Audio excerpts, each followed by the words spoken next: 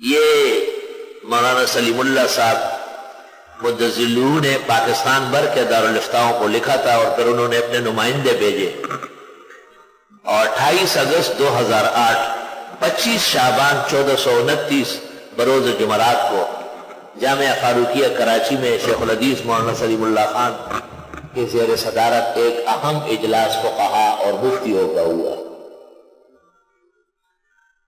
بڑے غور و خوض تفصیلات کے بعد جو نتیجہ لکھا گیا اور یہ اخبارات کے لیے صفحہ تیار ہوا تھا وہ سن لے آپ۔ بسم اللہ الرحمن الرحیم۔ گزشتہ چند سالوں سے اسلامی شرعی اصلاحات کے حوالے سے رائج ہونے والی بینکاری کے معاملات کا قرآن و سنت کی روشنی میں ایک عرصے سے جائزے لیے جا رہا تھا، اور ان بینکوں کے کاغذات، فارم اور اصولوں پر غور و خوض کے ساتھ ساتھ اکابر فقہا کی تحریروں سے بھی استفادہ کیا جاتا رہا۔ بالآخر اس سلسلے میں حتمی فیصلے کے لیے ملک کے چاروں صوبوں کے اہل فتویٰ علماء کرام کا ایک اجلاس ملک 28 اگست 2008 مطابق 25 شعبان المعظم 1429 ہجری بروز جمعرات حضرت شیخ الحدیث مولانا سلیم اللہ خان صاحب دامت برکاتہم کے زیر صدارت جامعہ فاروقیہ کراچی میں منعقد ہوا۔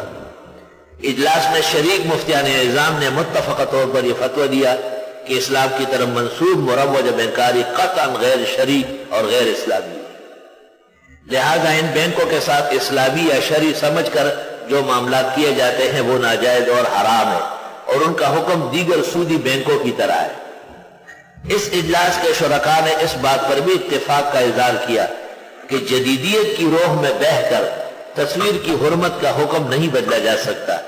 جاندار کی تصویر کی جتنی اور جو شکلیں اب تک متعارف ہوئی اور فعادت لغت اور شرعی نصوص کی روح سے وہ سب تصویر کے حکم میں ہیں۔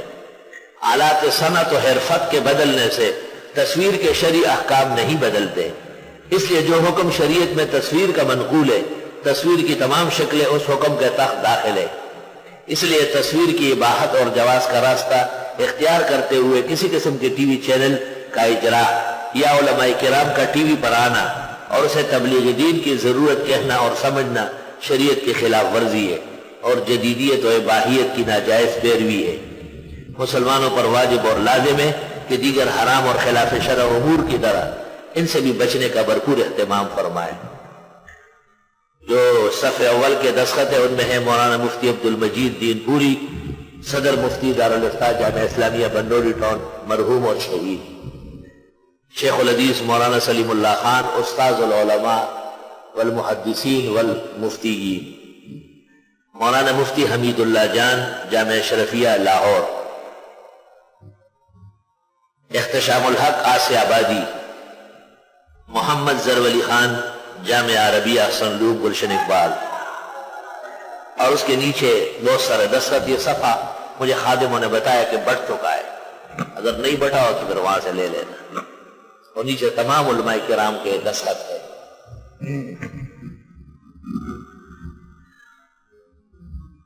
چونکہ ہمارے مکتبہ فکر کے ہی اکابر اس پر جمع ہیں، اور الحمدللہ میری موجودگی میں اور اس عاجز اور فقیر کی اس موقع پر مولانا کے حکم پر 2 تقریریں ہوئی۔ ایک تقریر اس موضوع پر ہوئی کہ ان بزرگوں سے جنہوں نے اسلامی بینکنگ میں لغزش کھائی، اختلاف وہ نہیں ہے جو روافض قادیانی یا بدعتی اور بے دینوں سے ہے، یہ اختلاف گھر کے اندر ہے۔ آداب و احترام کے ساتھ ہی اس مسئلے کو رد کرنا پڑے گا۔ یہ تقریر میں نے کی، فقیر نے، مولانا نے کہا تقریر کرو۔ اس کے بعد ایک موقع آیا اور مجھے مولانا نے پھر حکم دیا کہ تم دوبارہ تقریر کرو۔ پھر میں نے تقریر اس طرح کی کہ بے شک وہ ہمارے ہی لوگ ہیں اور وہ ہمارے لیے بہت ہی واجب الاحترام ہے، ان کا تقدس اور احترام علم ملحوظ ہے، مگر مسئلے کی غلطی بددستور بتانی پڑے گی کہ احترام و ادب کے روح میں بہہ کر مسئلے سے پیچھے نہ ہٹے۔ یہ دونوں تقریریں اس موقع پر یادگار رہے گی دنیا میں انشاءاللہ۔ اس لیے ہمارے سے یہ امکان نہیں ہے کہ ہم اپنے مسلک کے بزرگوں کی شان میں کلمہ نازیبا کہے خاکم بداہد، وہ ہر ایک بار سے ہم سے اعلیٰ و افضل ہے، بس انہوں نے کوشش کی، وہ کامیاب نہیں ہوئی۔ بعض لوگ کہتے ہیں کہ جی آپ کی تحریر تو آپ کے پاس ہے، کیا مولانا سلیم اللہ اور یہ علماء بینک تو بڑھ رہے ہیں؟ تو وہ ان کی خدمت میں گزارش ہے کہ ہمارے بزرگوں نے جب متفق فتویٰ دیا تھا، جن میں یہ حضرات اور ان کے بڑے بھی شامل تھے، کہ سود حرام ہے، تو کیا اس وقت دنیا میں ایک بینک تھا، حبیب بینک، اس کے بعد سینکڑوں بینک نکلے یا نہیں؟ حرام کاری اور گناہ تو بڑھ رہا ہے، لیکن ہمارا اور آپ کا کام یہ ہے کہ حق پر ڈٹے اور باطل کو باطل اور غلط کو غلط کہے۔ یا ایھا الذین آمنوا، ایمان والو، لا تاکلوا الربا اضعافا مضاعفا، کھانا نہیں سود کو بڑھتے چڑھتے۔ بھئی ان کی اپنی رکوب 100% فائدے پر، ان کے ایجنٹوں کے رکوب 60-70%، ان کے ایجنٹوں کے ذریعے داخل ہونے والے 50%۔ ویسے ہی اگر آپ رقم داخل کریں تو 10% اور 5%۔ یہ تجارت ہے، اس کو اسلامی بینکاری کہتے ہیں۔ اس میں اشخاص کے اعتبار سے منافع بڑھتے ہیں۔ اس سود خوری کے زمانے میں بھی اس جیسی کبھی مثال نہیں ملے۔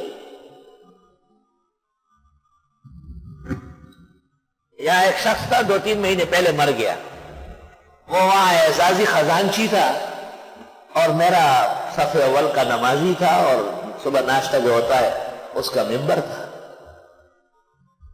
مجھے ساری باتیں بتاتا تھا، یہ ہوا وہ ہوا، ہوم سیکریٹری اور ڈپٹی کمشنر رہا تھا، قابل آدمی تھا۔ تو انہوں نے یہاں 6 ایکڑ زمین گلشن میں ہتھیائی اپنے دور میں جب ڈپٹی کمشنر، تو اس کا نوٹس آ گیا۔ پھر اس کو ٹھیک کرنے کے لیے آخری فیصلہ ہوا کہ 3 کروڑ داخل کرے۔ اب سن لو غور سے، بڑے پریشان، 3 کروڑ کہاں سے لاؤ؟ تو بڑے حضرات نے ان کو کہا کہ ہم اسلامی بینک کی طرف سے آپ کو دیتے ہیں، اور یہ قرضہ ہوگا بعد میں ادا کر۔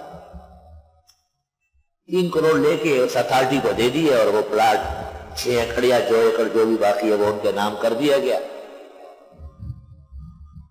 ان کی طبیعت خراب ہوتی رہی، تو وہ ان کے بڑے محسن تھے، جب یہ کبھی ڈی سی تھے اور ہوم سیکریٹری تھے، ان کو بڑے پلاٹ سب کچھ دلوایا ہے۔ صبح میں وہ بہت کم مشہور تھے، غریب تھے، بڑے احترام کرتے تھے ایک دوسرے کا۔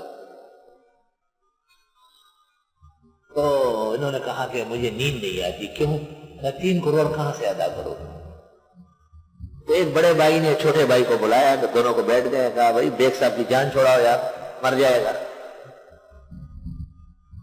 انہوں نے کہا یہ 3 کروڑ معاف ہو جائیں گے، لیکن یہ بتاؤ کہ مولانا زرولی کو یہ تفصیلات کون بتا رہا ہے؟ وہ تو ممبر پر ایسی بات کرتے ہیں جیسے یہاں سے اٹھ کے گیا ہے۔ انہوں نے کہا یہ میں بتاتا ہوں، آئندہ وعدہ کرتا ہوں نہیں بتاؤ گا۔ 3 کروڑ معاف، ہمارے سر پر 3 کروڑ معاف ہو گئے۔ میں نے کہا آپ نہیں بتاؤ گے؟ کہا بتاؤں گا۔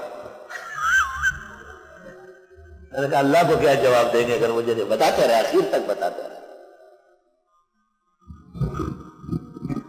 اس کے باوجود جب وہ کبھی تشریف لاتے، ان کے جنازے میں بھی آئے، اس سے پہلے ان کی بہن کے جنازے میں آئے، میں نے دونوں کو پیشکش کی کہ ظہر بھی آپ پڑھائیں اور جنازہ تو آپ نے پڑھانا ہی ہے، ہمارے محترم تو ہے، ہمارے بزرگ الحمدللہ۔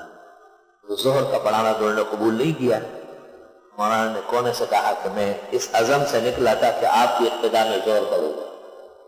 البتہ جنازے میں پھر میں نے ان سے نہیں پوچھا، وہ اعلان کیا کہ جنازہ وہی پڑھائے گا۔ الحمدللہ